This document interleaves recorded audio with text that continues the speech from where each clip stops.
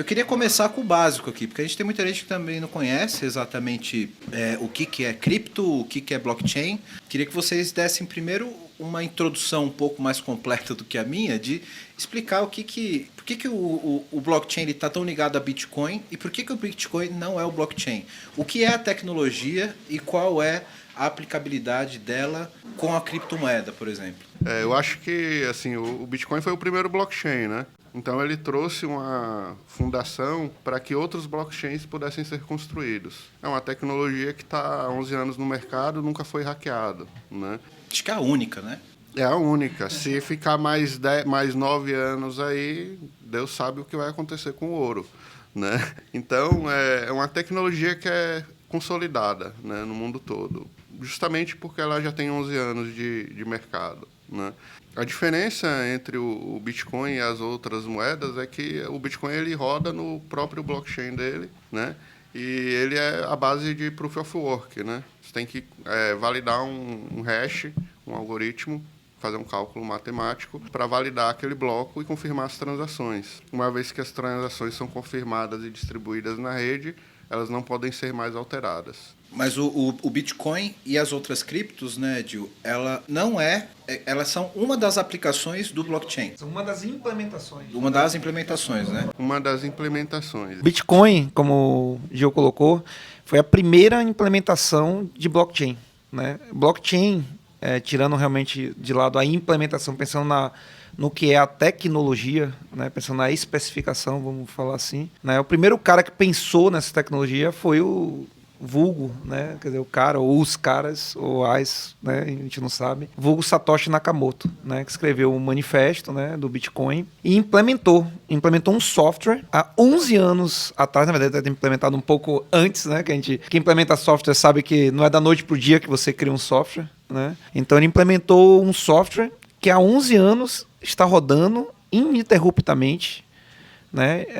De maneira muito estável, e sem ser hackeado, né? E sem ter um downtime de um único dia, né? O Bitcoin nunca ficou fora do ar, não existe isso, né? Porque ele se baseia do princípio do peer-to-peer, né? Então, para a gente falar separando um pouco a implementação, né, do Bitcoin, da tecnologia, pensando aí puramente em blockchain, existem outras implementações, assim, outras ofertas de implementação do blockchain, né? Pensando na tecnologia, o blockchain nada mais é do que um banco de dados, né, no qual você vai criando esses dados de maneira encadeada e de maneira que você não consegue alterar, né, imutável. Imutável, tá tentando achar a palavra imutável, né? De maneira imutável. Imutável, isso. Então, de maneira imutável, você cria blocos de dados que são linkados com outros blocos de dados através de criptografia. Essa criptografia que garante a integridade desses dados, né? Então, por exemplo, numa caso de uma implementação de uma conta corrente, vamos chamar assim, de uma moeda, né? Estou tentando trazer os termos mais lights possíveis, né? Que seria uma ledger, né? Como a gente costuma falar tecnicamente, né? A implementação de uma ledger, uma implementação de uma conta corrente ali, né? De uma conta crédito-débito, né? Os dados são imutáveis para garantir sempre que o cara, por exemplo, que tem um Bitcoin, ele não consegue gastar 2 vezes o mesmo Bitcoin.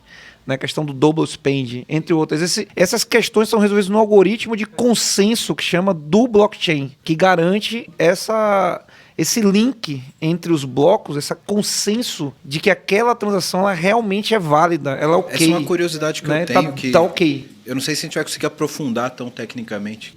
Eu não sei se você conseguir também ser light o suficiente para passar o que é o blockchain mesmo. Conceitualmente, acho que está bem claro.